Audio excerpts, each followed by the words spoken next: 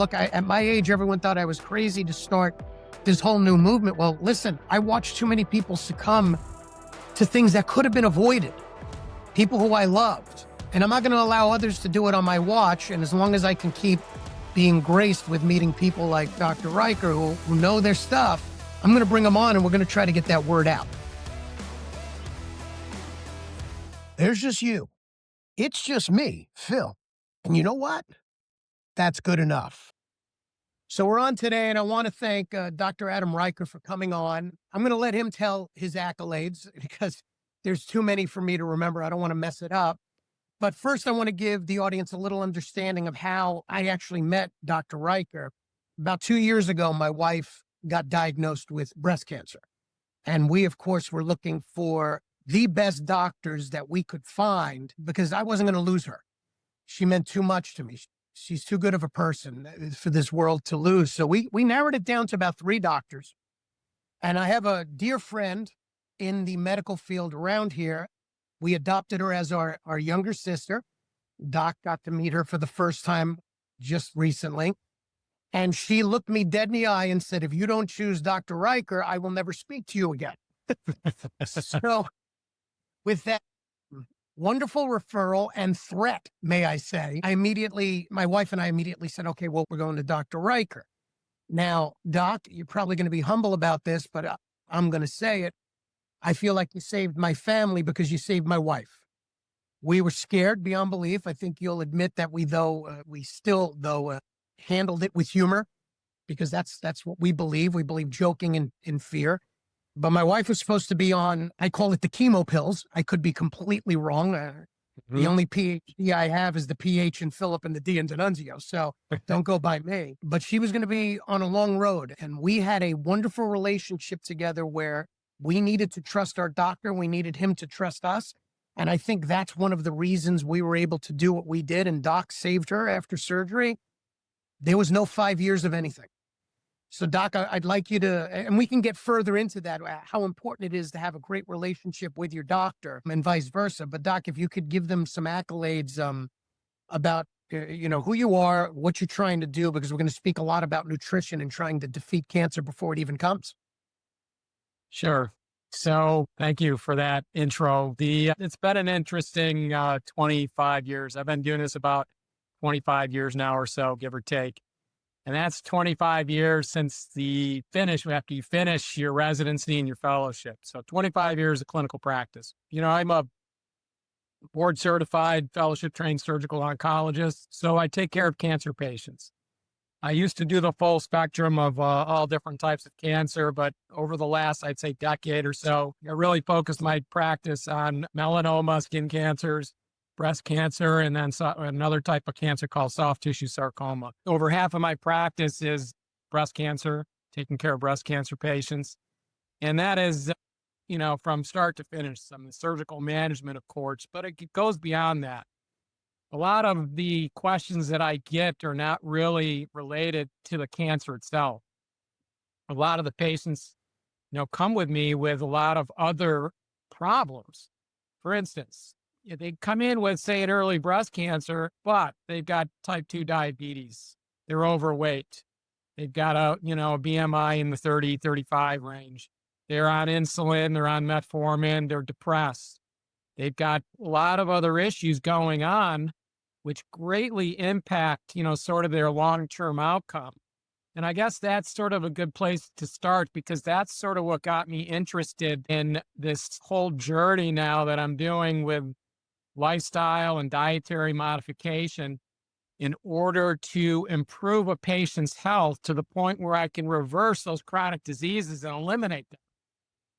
Yeah. Because believe it or not, in most cases, we will cure the patient of their early cancer, whether it's surgical, usually surgical, or medical, et cetera. But we will cure that patient with normal, Western medicine. However, that patient will go on to die of their chronic diseases. Correct.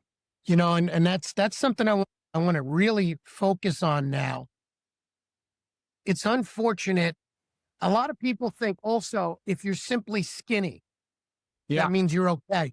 They don't realize what we take into our bodies and what it can do to us. Look, I want to let the audience understand why I've come on this journey and why I'm bringing people like you on. Within a 3 to 4 day period, my wife got diagnosed with breast cancer and my brother passed away. Now, I think Doc will talk about this implicitly. I'll start with my brother. My brother and I obviously had the same DNA, yet he had tremendous health issues, and that's because of what he took into his body, indulgence with food and other things. And he was much, much heavier than me. He did not live as healthy a lifestyle. Although his passing was a shock, he had previously had strokes, had physical issues, as they used to call them, heart episodes. My wife, on the other hand, as you know, Doc, skinny, in shape, yet she got breast cancer. So Sure. if you can elaborate a lot about the food, the intake, what we take in, and a lot of times it's obvious to us. If we looked at my brother, God rest his soul, he'd be the first one to tell you he was a big man and he earned it, as he used to joke with me. Uh, But also people like my wife who were skinny, but here we go. You know, Right. we're now, full disclosure, going to try everything Doc's talking about, some things that I've already done in the past, Sure. but also I'm trying to get the family to fully get on board, and it looks like they're gonna. So when you start talking about why do people get cancer, you'd think nowadays everybody thinks that we have this all figured out from a doctor standpoint, from a research standpoint. And the answer is we don't. I wrote about this in my first book, and then in my second book, I've got an even better chapter on what causes cancer. So if you remember back around 2001, 2002, there was two researchers, J. Craig Venter and Francis Collins from the NIH, and they basically mapped the entire human genome. And the reason they did that was they thought that all of the cancers were a cause of some form of a gene mutation in our genes. And that turned out to be absolutely not correct. So although an amazing technological feat of mapping the human genome, it really only helped us elucidate maybe a few cancers that had a genetic basis.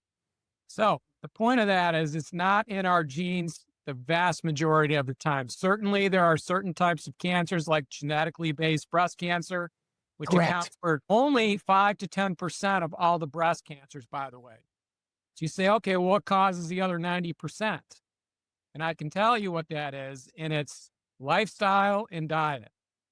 Sure. Lifestyle and diet. And that goes not just for breast cancer, that goes for all the other cancers. Correct. So under lifestyle is basic things. So you don't drink, you don't smoke. Those are two big ones. Smokers and drinkers are prone to get all kinds, 14 or 15 different types of cancers. So those are two easy ones, right? Smoking and drinking. Laying out in the sun and getting too many sunburns. That's a big one. You Right. can get skin cancers, of Overexposure. course. I'm not talking about just a little exposure. I'm talking about sunburn after sunburn and using tanning beds. So that's another lifestyle thing. Certain sexual behaviors, for instance, are going to put you at risk of getting a cancer. HIV is a good example of this, by the way. Correct. So all of these things fall under lifestyle. That's one big category. And we know that some viruses can cause cancers. The other big category is diet. So diet is the big one. Probably 2/3 versus 1/3. So 2/3 of the cancers are related to diet and nutrition. So the more you delve into that and start talking about diet and nutrition, we can start to talk about what's the underlying root cause of most cancers. Yeah. What I love about it, and I've been blessed to be somewhat of an example of this over the last handful of decades. It's funny, my mother-in-law, who I have adopted as my mother, and my family will tell you, I haven't been sick with a cold in 20 years, including throughout the pandemic. I tested positive for COVID, but I had no symptoms. Right. And I've always focused on roots, like beetroot vegetables, things like that. Stay away from processed foods as much as possible. Hmm. But I let myself have fun here and there. I think Sure. you'll even say, obviously, here and there, having a glass of wine. You're not talking about that. You're talking about if it is consistent and it's something bad, that's when the red flag should come up in your mind. I totally So if you're agree. doing something bad, oh, This yeah, is not right. about perfection. And I started Correct. talking right about an 80-20 rule. You should be good 80 to 90% of the time. And then you can have these cheat days 10% of the time. It's not a big deal. So when I go on trips, mainly just to hang out with my kids, my two daughters, I don't, uh, I don't debate, having some Yeah, drinks and having a piece of of course cheesecake. not. It's a Yeah, non-issue. of You course not. gotta sort of take this in terms of, this is not, a 5K race. This is a marathon, and you gotta Correct. view it as such, where your behavior, your consistency of good quality nutrition should be 80 to 85, 90% of the time. Yeah. So what Doc is basically saying, and Doc, tell me if I'm incorrect, is when he says lifestyle, having those moments isn't part of your lifestyle. It's a moment. It's a Correct. weekend. It's, lifestyle is a choice. And again, God rest his soul. He would want me to use him as an example. My brother and I came from the same family. My mother, my father, and my brother happened to be much more unhealthy. They did not follow, they didn't worry about what they ate. They didn't worry about things like that. They didn't worry about their weight. I, on the other hand, was an athlete. So just for athletics, I watched myself and here we are. My DNA doesn't, I don't have the ailments that any of the three of them have ever had. So, Correct. I think, and that's again, did I ever have weekends where I went drinking? Listen, I played baseball in college. Of course, I had weekends when I went Well drinking done. Yeah. and probably way too much. Athletes and non-athletes, we all drank in college. Sure. But it was a choice of the vast majority of my days. How am I going to live? And I think what Doc is trying to point out is before, during, or after a cancer diagnosis, the foods that we're going to talk about, the specifics we're going to talk about can not only combat it once it's come, but can actually help keep it and other diseases away, which Correct. is what my goal is with what I'm doing here. Look, at my age, everyone thought I was crazy to start this whole new movement. Well, listen, I watched too many people succumb to things that could have been avoided, people who I loved. And I'm not going to allow others to do it on my watch. And as long as I can keep being graced with meeting people like Dr. Riker who know their stuff, I'm going to bring them on and we're going to try to get that word out. So, that's a great point. Thank you. You say, well, who are we helping with this? Why is this even important? So when I talk about these things and I write books and you say, well, I might even write a book. So in general, I wrote my first book and my second book, which will be out soon, for two different sets of people. The first are my cancer patients. And that's actually what prompted me to write both books and continue to want to get that word out about a patient who is post-treatment from cancer.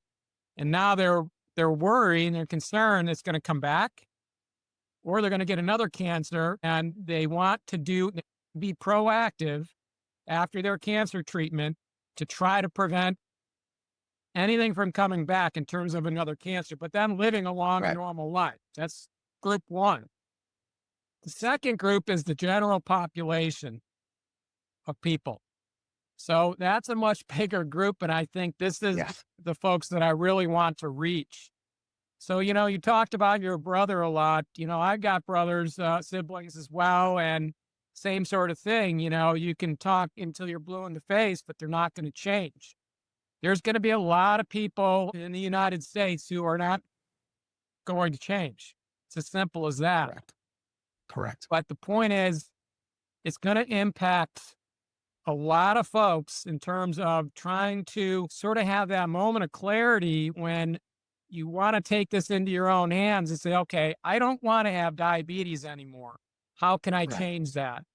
I don't want to be fat anymore. How do I change that? And instead of Hmm. this fad diets and all the stuff that you see in social media, This is some real, fairly straightforward and easy things that we can do that I Simple. can assure you are going to prevent a cancer and reverse your chronic diseases. So let's list Yeah. some chronic diseases: Yep. obesity, inflammation. I'm talking chronic low grade inflammation.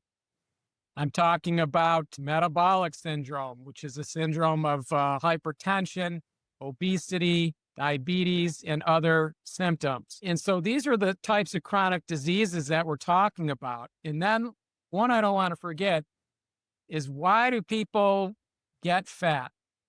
It's chronic overconsumption of low nutritious foods. Yes.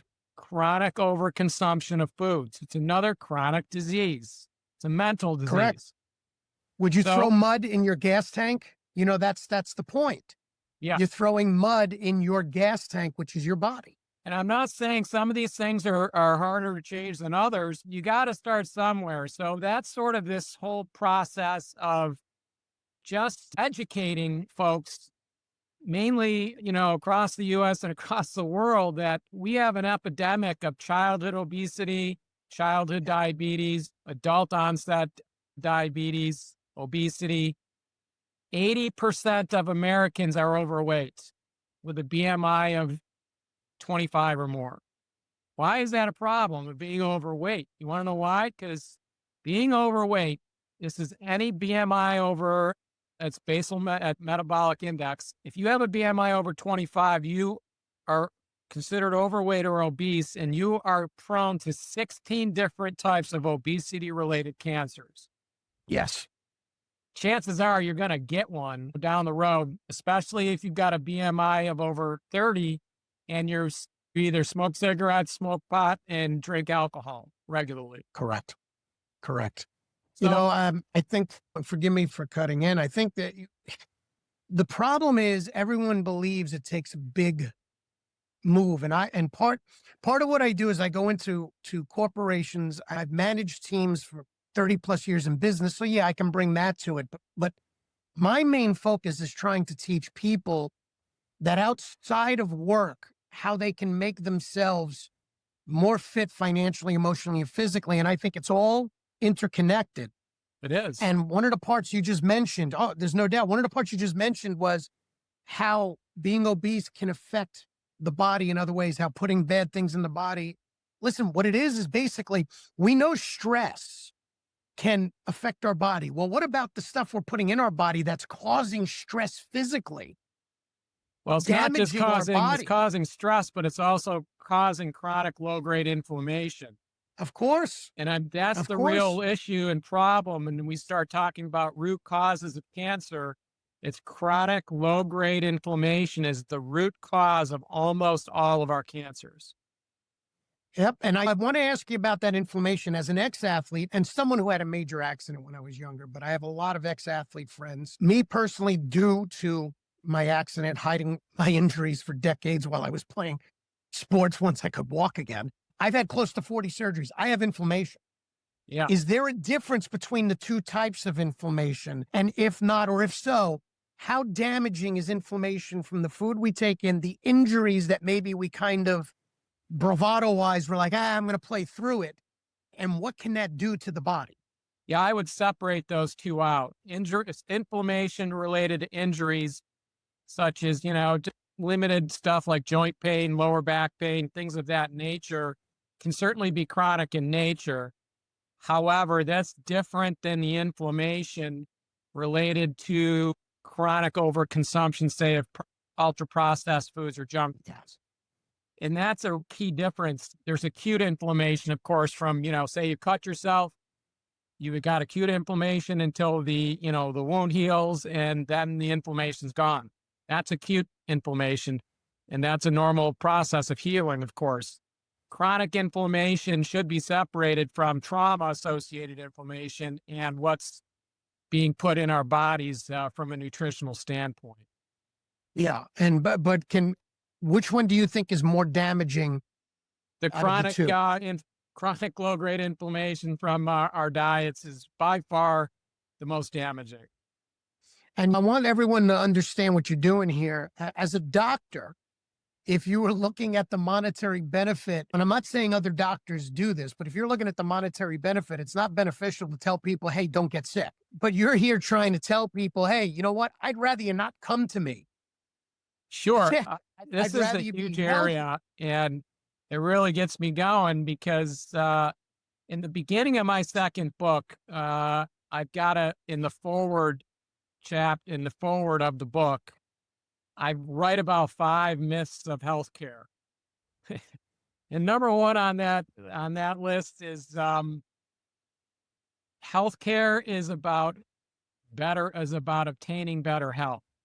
So when you go to a hospital, I can assure you it's not about that hospital having your best interests and trying to make you healthier.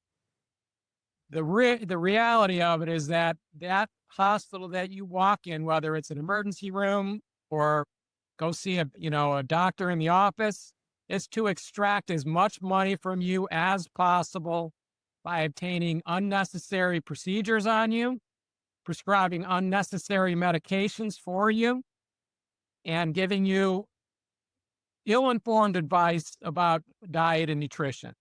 So it is all about the dollars. So that is a myth that they care about your overall health. They don't. They care about your pocketbook and your wallet, and they want to extract as much money from you as humanly possible. It's health repair, not health care. Correct. Yeah. And I think what you're probably also specifically speaking about is there are single doctors, nurses, and what have you, who do want you better.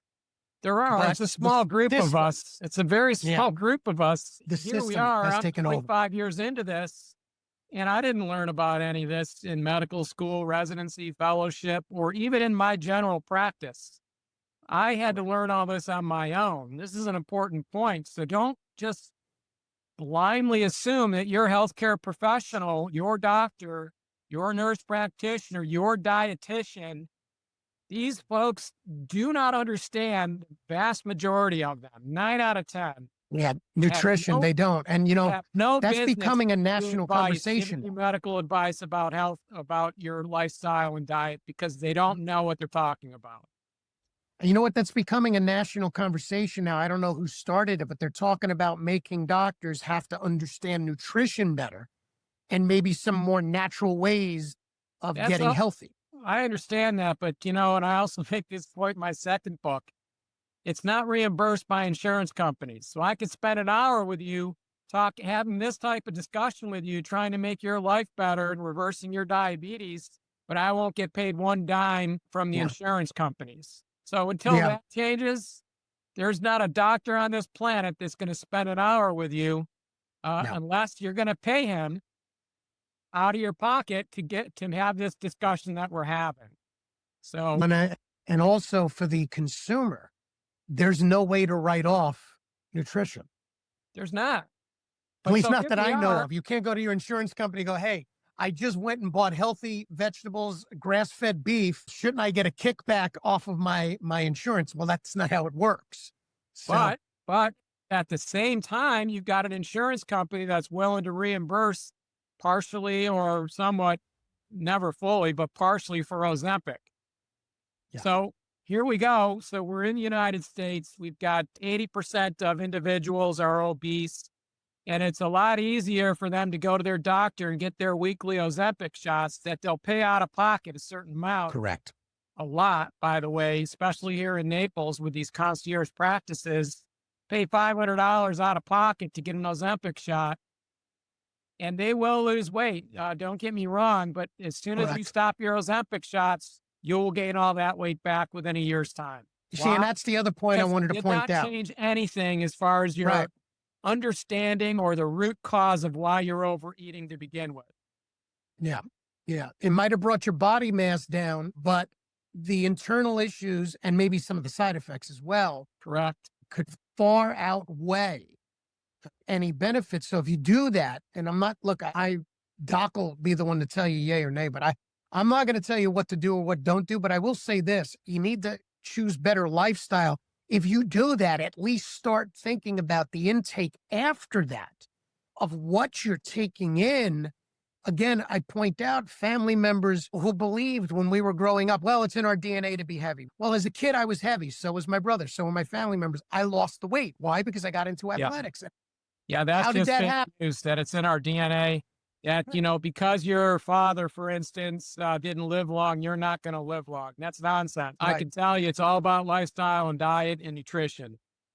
I agree. I agree. And I want to get into specifics of the foods and everything, but I want to talk about something and maybe somewhat off topic, but I don't think it is because I want the audience to hear this. I first believe that the most important thing, if you do have cancer, is finding a doctor that you truly trust. And doc, you could speak on this about what we did. You came from someone we trusted, so we immediately trusted you, and you were going through all of the technicalities and the options, and I just stopped you. And I think you'll remember this. And you didn't know me from Adam. And I said, Doc, you know what? That's great. Tell me all that, all you want, but I want you to know you come from good people, and I only need one question answered. If this was your wife, if this was your daughter, if this was your mother, this woman means the world to me. Without her, our family doesn't work. If she was that to you, what would you do? And I think that moment in our relationship, the first day we met, probably helped us to have a much better relationship. And dare I say, it enabled us to go after it, to go after that Sure. cancer maybe a little better. I don't know. It's just your doctor needs to know you trust your doctor, and you have to understand your doctor's in it too, especially when you found a good one. That's a good point. I think, especially when it comes to a surgeon, we're not just any surgeon. You really got to, do some homework on, who's going to be cutting on you if you come in and see me, Yeah. or any surgeon that we try to Google and find out certain things about that doctor. I think picking a primary care is a little bit different. If you're going to see a primary care doc about general health, okay, you go in for your first visit, you may not like him, and you can find another one. A cancer patient's a little bit different. You come in, any cancer patient that I see, they're scared on that first visit. The number one thought is, even before they come in, is they've already got the diagnosis, they're coming to see me for an operation, is they think they're going to die of their cancer. And Yeah. we would all have that thought, normally from an original cancer diagnosis. So part of my job as a surgical oncologist is to spend the time necessary so that the patient understands their diagnosis, what they have. Number two, what are the surgical options for that patient? Because there's always surgical options. And number three, what's their long-term outcome going to be? That's an hour-long conversation for me. Yeah.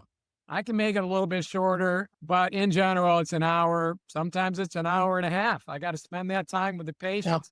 And I think that initial conversation is what really starts to build the trust between the doctor and the patient. And it is important and it is critical. And as you know, that's why I think, this job that I do, it can be challenging at times, because you guys are putting a lot of confidence in me, Mhm. but I'm also putting a lot of confidence in you guys that, you truly understand. If you remember, I always, at the end of this long conversation, say, okay, did you guys understand everything I said? Correct.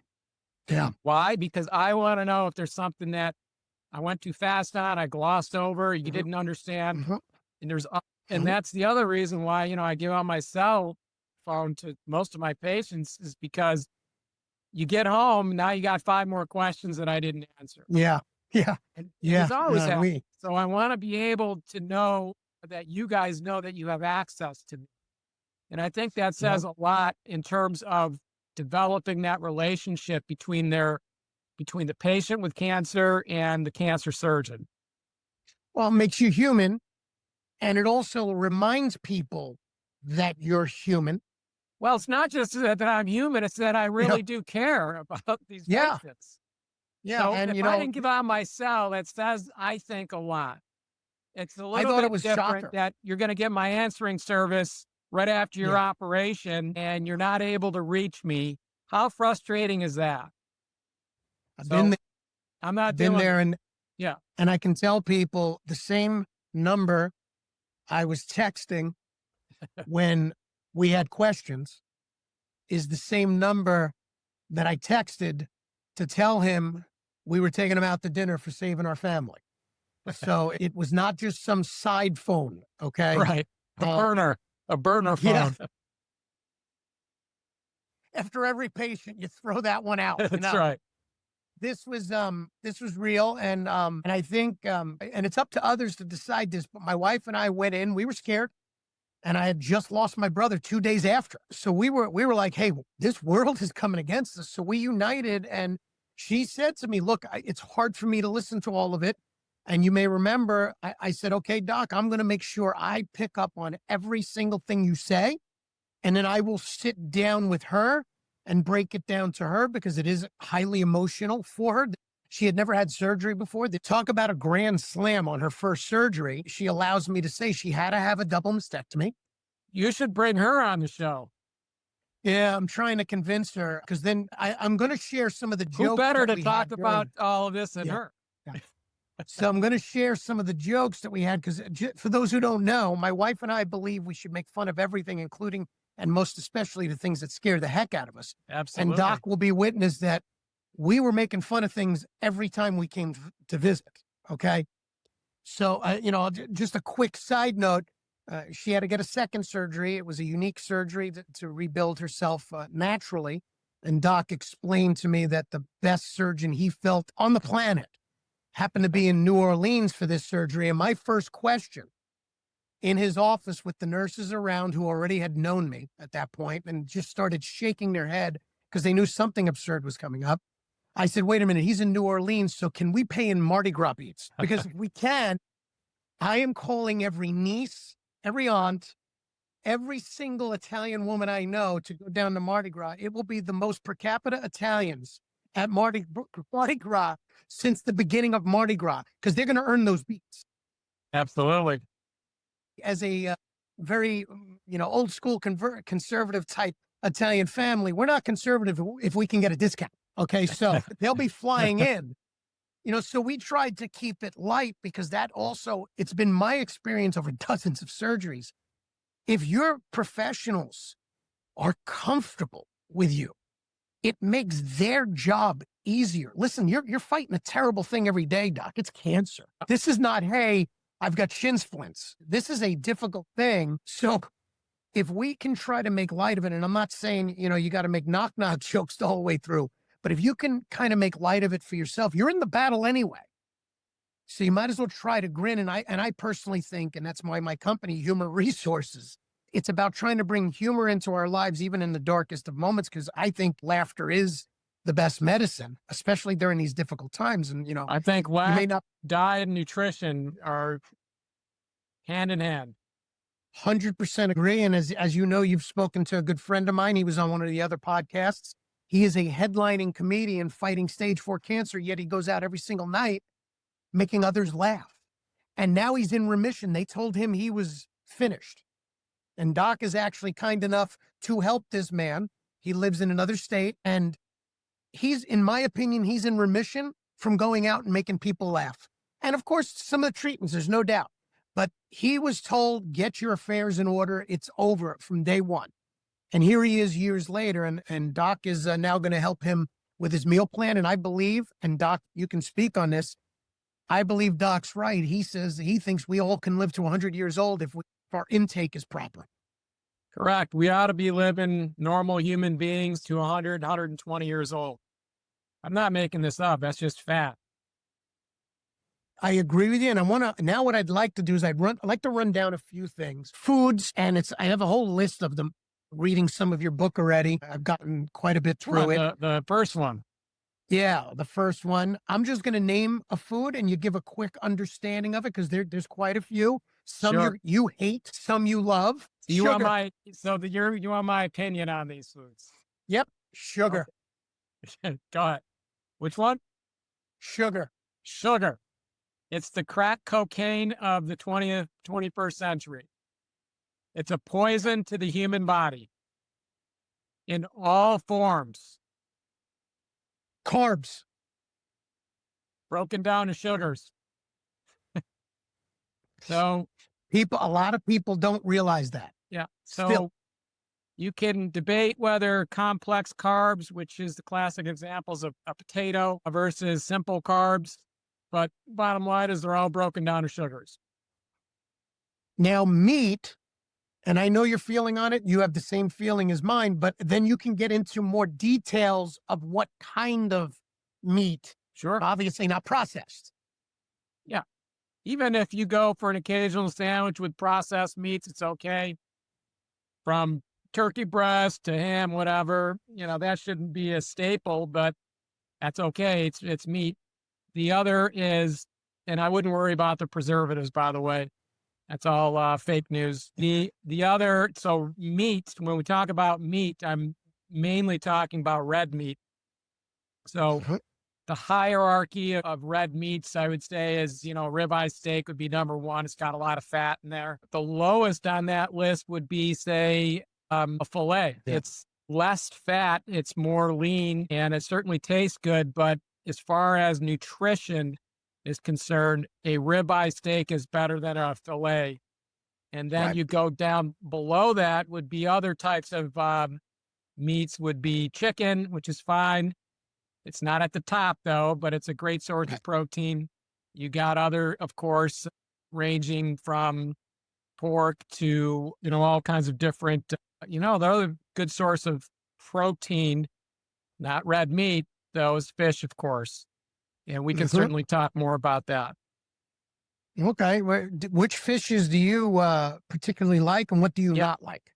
So fish, the most important thing about fish, which, I do recommend, is make sure you get it wild caught and not farm raised. That's number one.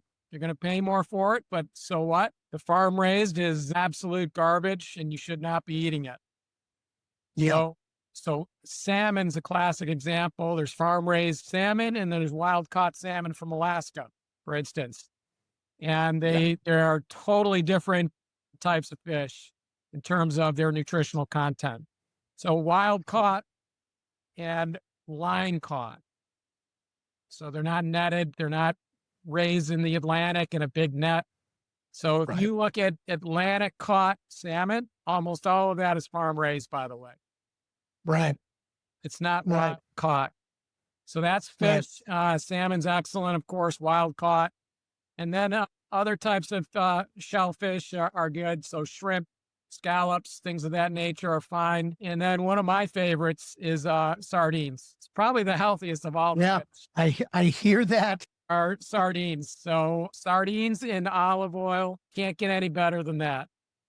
And if you can, be specific about the olive oil, because I know you talk very much about organic, because when Yep, it's not organic, you have a lot of additives put into things, and people don't realize, even in some instances, people can claim organic when it's not fully organic. They can claim grass-fed beef when it's not finished sure. grass-fed. Yep. What are some of those toxins that are put in when it's Well, not fully organic, fully for the grass? beef, first of all, it has to say 100% grass fed beef. Yeah. A lot of these are, if you go to Whole Foods, they've got like a 1 to 5 criteria. And if it's a 4, it's finished, it's grain finished.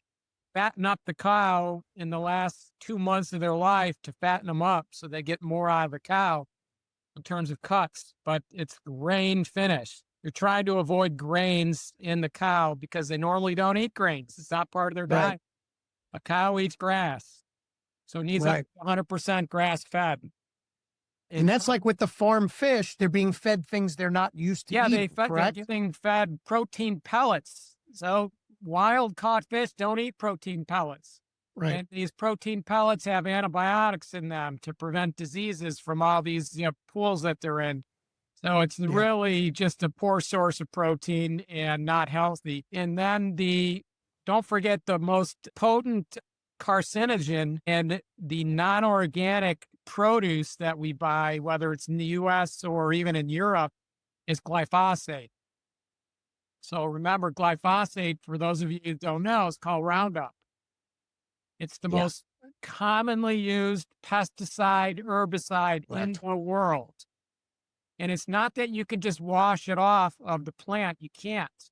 it gets incorporated into the actual fruit and into the wheat and into the soybeans and so forth. So if it's not organic, chances are it's not only GMO likely or genetically modified organisms, but it's also going to contain glyphosate, which has been shown in multiple lawsuits to cause cancers of several types. Yeah, So and that's I'm the glad you importance of named. going organic on the foods. Yeah, I'm glad you named it as like saying Roundup, the bug spray. Listen, when they're using insecticides the way they're using them, that stuff absorbs in.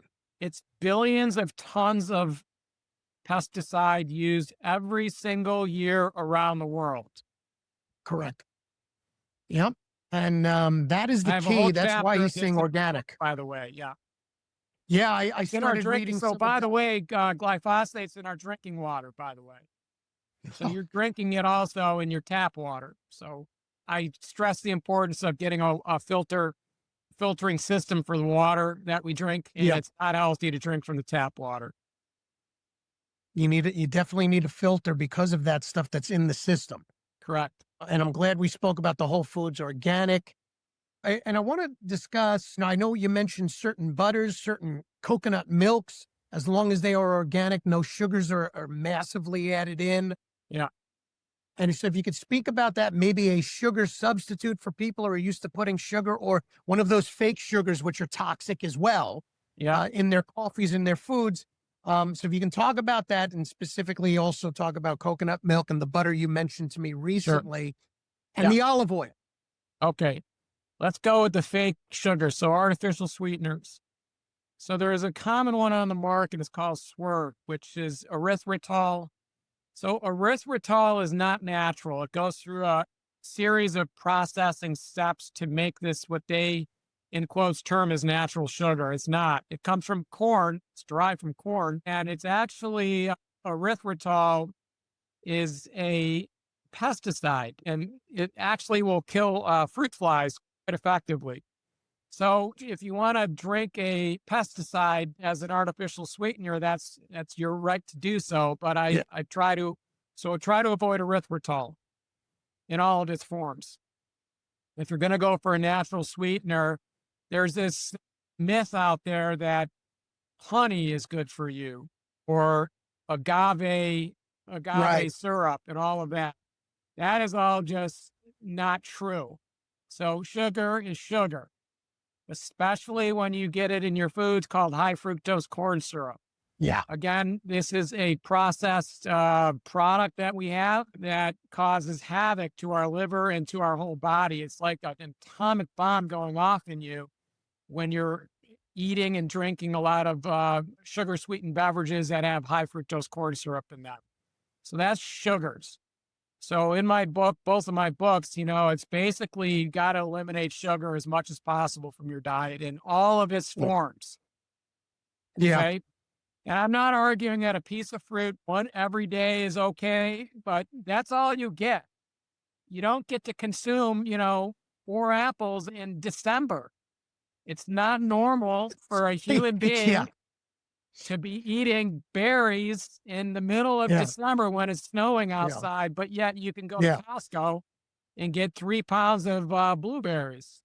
Yeah. Because they're freshly picked in December.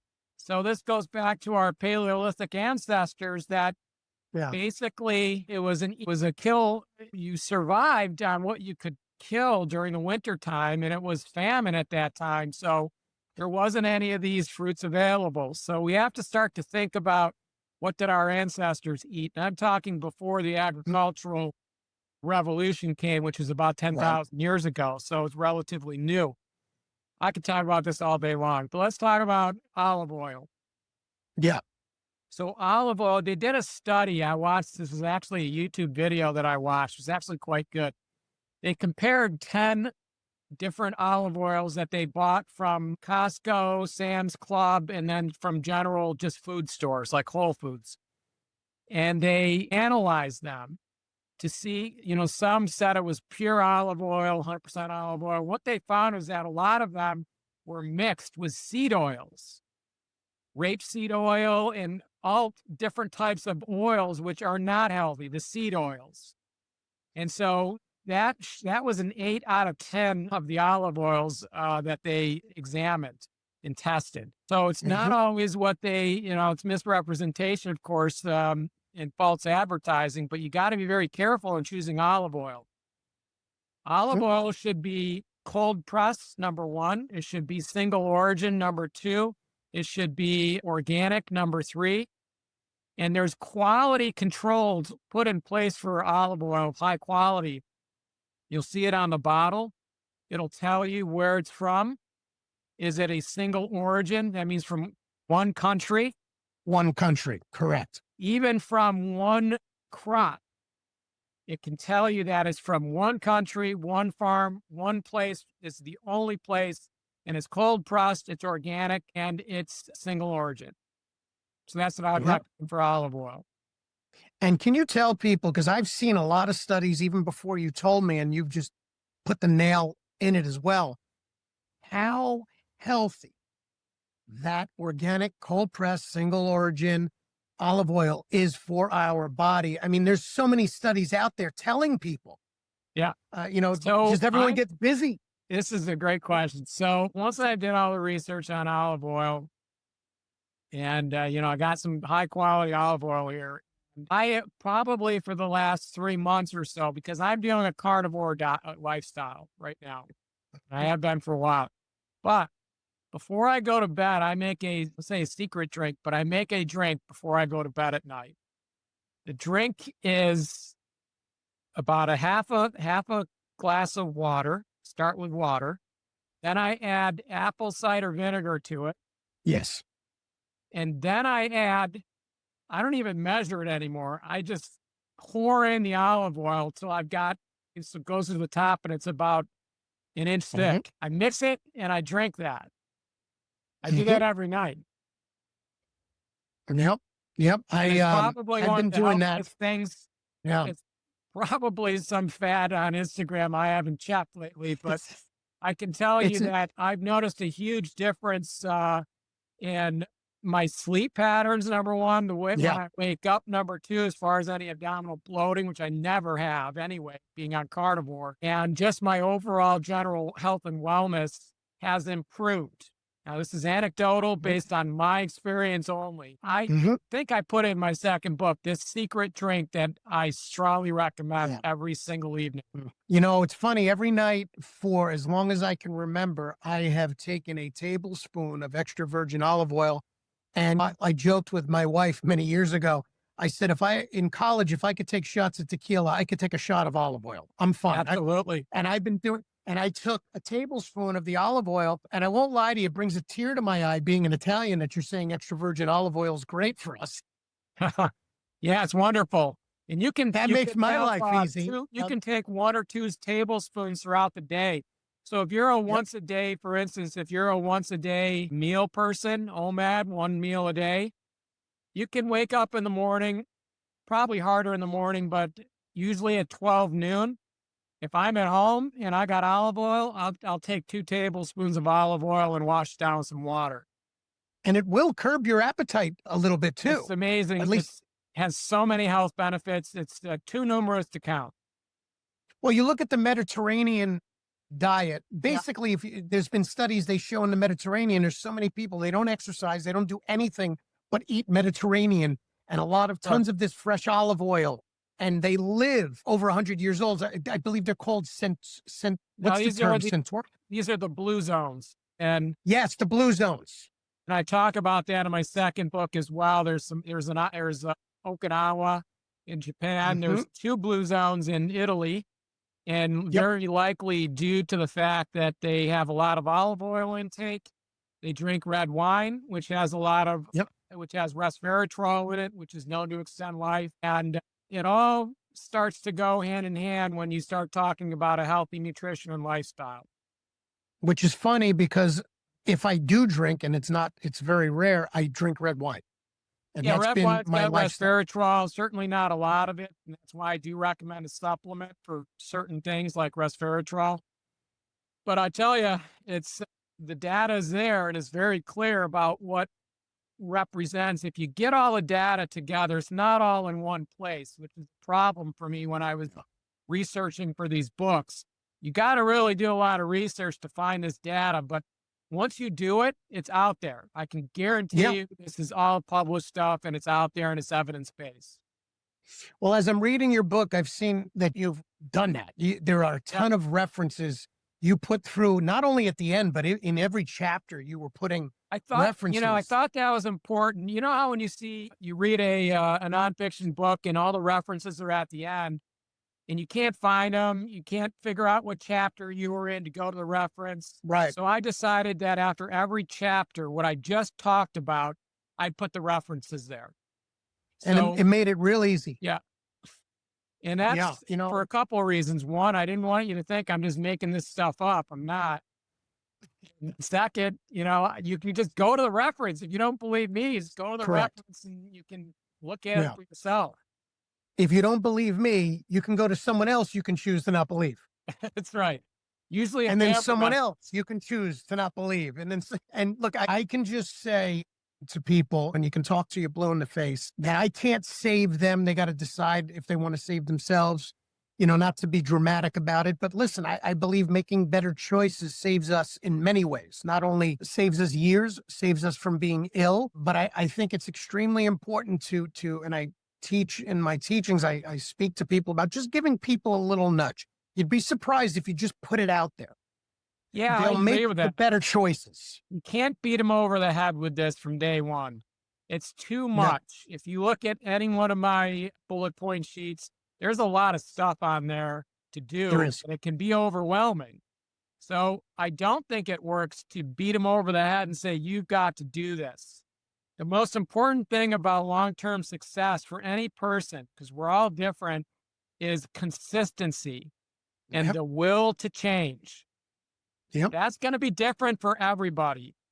Yep. A lot of patients that I talk to, with or without cancer, family members, etc., I will talk to them.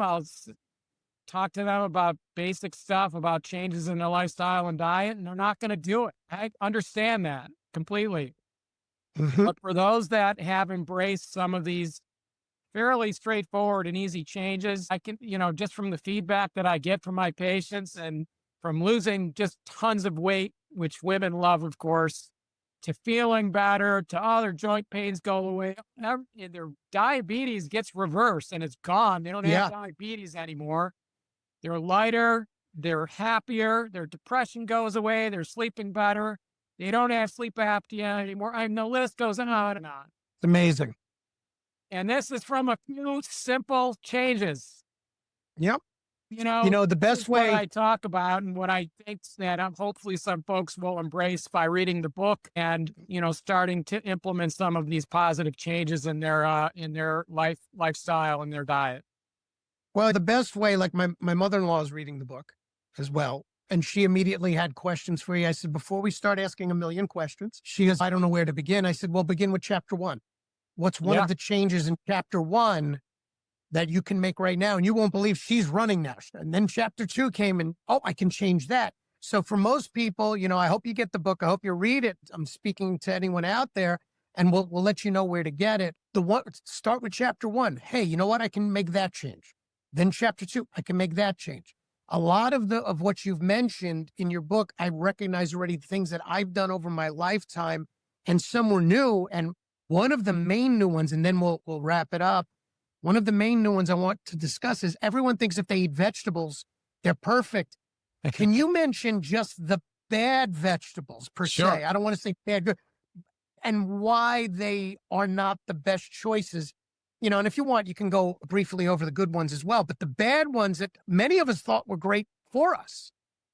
Sure. So even if you don't believe me, there's another doctor out there named Stephen Gundry. He's a cardiothoracic surgeon, and he wrote an entire book about this, about the dangers of certain plants and vegetables. And that danger is these things called lectins. So these lectins are things that are found in plants, basically plants and vegetables, because they don't want to get eaten by anybody, by a deer, by any, including humans. So you've got these chemicals and toxins in them, and the main one is lectins. There's another one called phytates as well, but the main one is lectins. And the classic example of a fruit or a vegetable with a high lectin content are two. One would be tomatoes. So it's got Yeah. all the seeds in there. And then the second one would be a bell pepper. You see all those seeds when you cut through a bell pepper, those, it's just a huge amount of lectin contents in there. Now, some vegetables have a low lectin content, such as the cruciferous vegetables, such as broccoli and cauliflower would be the two best examples.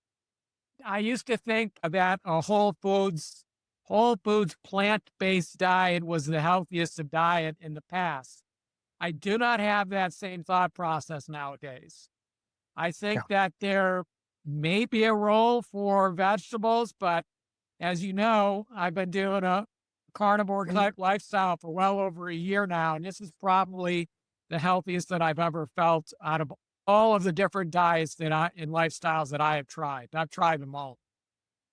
I've seen your meat freezer. If you want to tell, it's pretty amazing. If you want to tell people, other than ribeye, what's some of the Yep. meats that you really enjoy? Yeah. So, ribeye, of course, is red meat from a cow, 100% grass fed. I actually bought half a cow that was 100% grass fed Hmm. and got all the different cuts. So, anything from a 100% grass fed cow you can eat. You certainly can include organ meats in there, although, if you're going to be eating liver, you don't need a lot of it.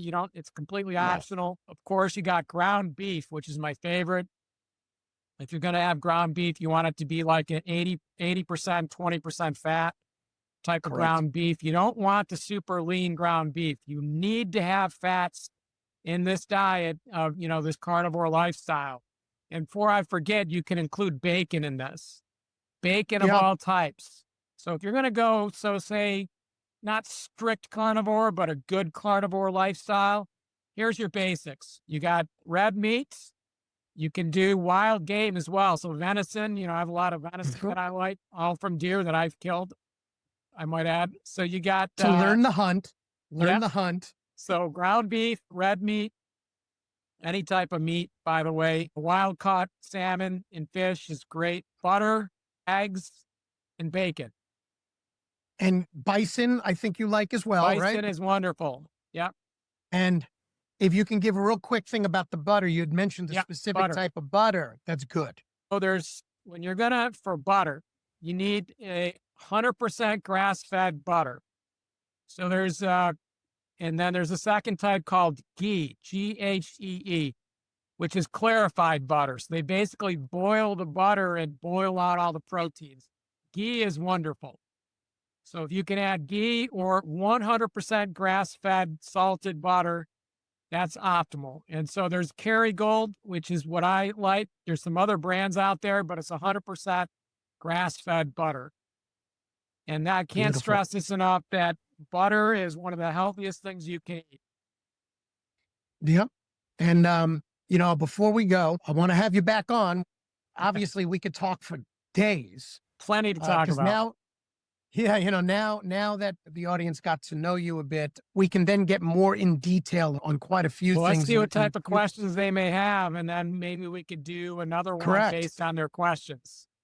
Like 100%. we could spend hours just on nutritional supplements. We didn't even get into There's that. no doubt. There's no doubt. Now, I I have a thing that I do every episode.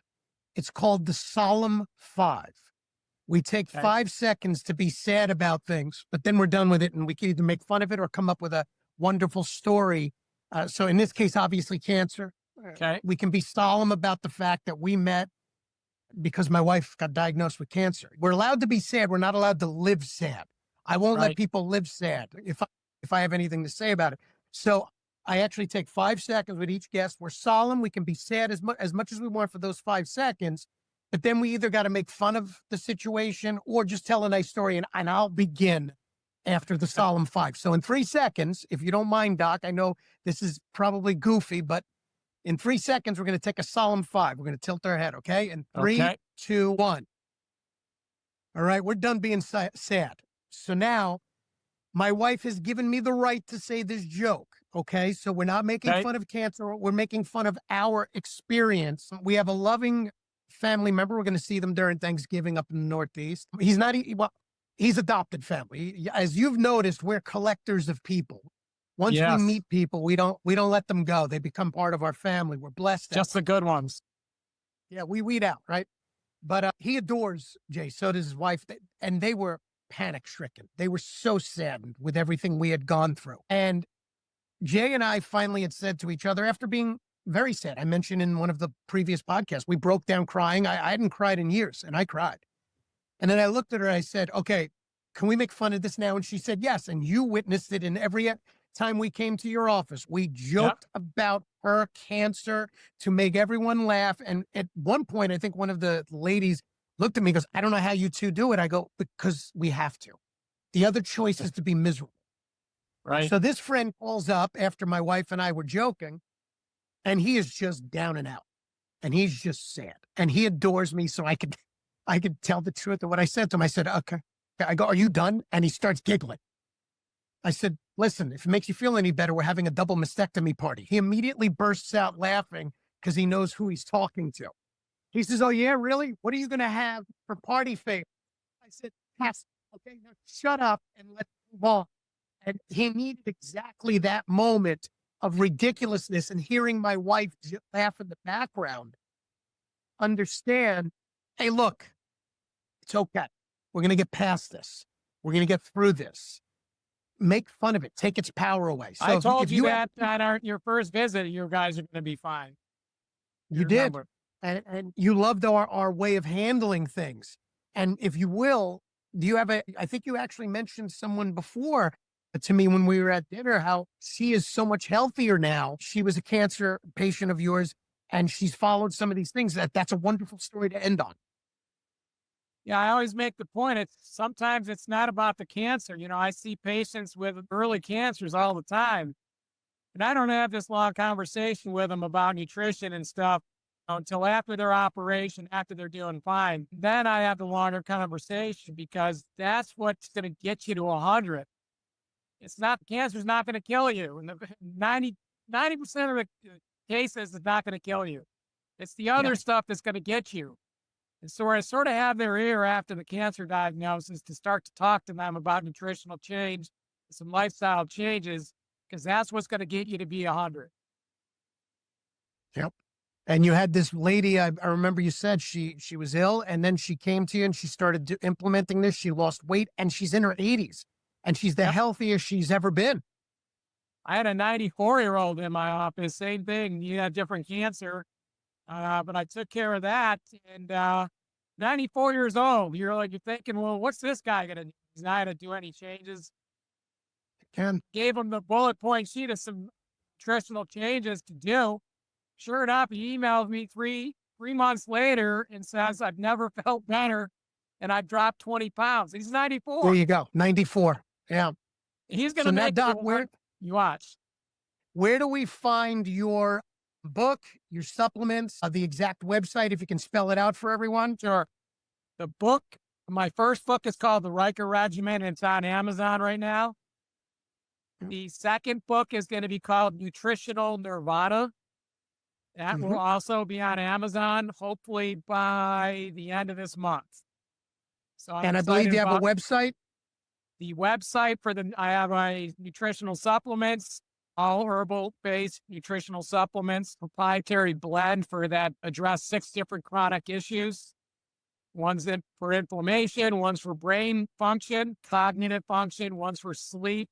So I got all these on my Shopify website, which is therikerregimen.com, all one word. Yeah. Therikerregimen.com. Beautiful. You can go there and you can purchase these, and I've got a nice description for each one of them, and what you can also look at all the ingredients to see what's in them, but they're all natural and no caffeine in them. There's nothing, Well, our family's trying them. My friend Johnny, who you are helping, who again is a stand-up comedian, headliner, battling stage 4 cancer, which is now in remission. He's going to try them out. We appreciate your time. I love that you came on. You know, you are a lifelong friend. At this point, you have saved, again, I'm going to say it again. And I know you're a humble guy. You've told me, you don't have to say it. Well, I believe it. It's the truth. You saved my family because you saved my wife. And I'll always be indebted to you for that. And plus, I thank you for the venison. You gave me plenty of it the other day. You're quite welcome. I'm gonna try to find a recipe, and You you don't need got it. one. Just Send it eat to it me. as is. I'll go out and kill some more deer, so we'll have some for next year. Thank you so much, Doc, for coming on. It's been a pleasure, and we're going to help a lot of people moving forward. That's what this movement is about. That's very gratifying to hear. God bless. Thank you.